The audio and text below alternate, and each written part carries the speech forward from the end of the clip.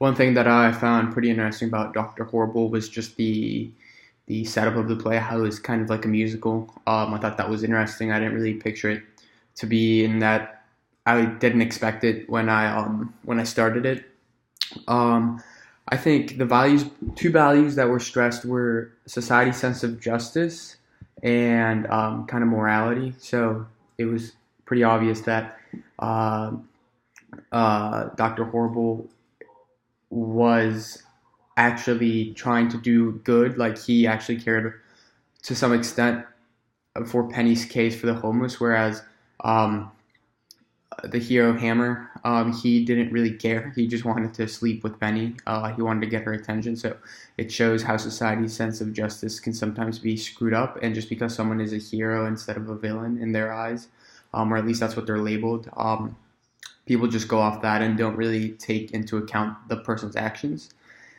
And then morality also was the second value, just because even though Dr. Horrible obviously stole and some of his morals were wrong, like the ones for caring about society in a sense, like even he says he doesn't want to get rich. He doesn't do it. He just does it to take money. He does it kind of for enjoyment, which I guess kind of shows a little bit of cynicism there.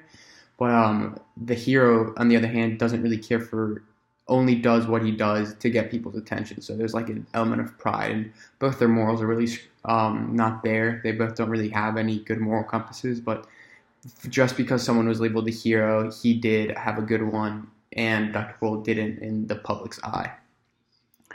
Um, One thing I just didn't really get was the role of the villains board. Like, I mean, that was in the play, but after doing some research, it just kind of went to show that when the villain loses something that he cares about, even though he's the villain, it sometimes leads uh, towards the end of the performance. It looked like Doctor Horrible was looking more like Hammer. So I thought that was the significance of the League of Villains, I guess you could say. Um, the play's politics speak, I guess.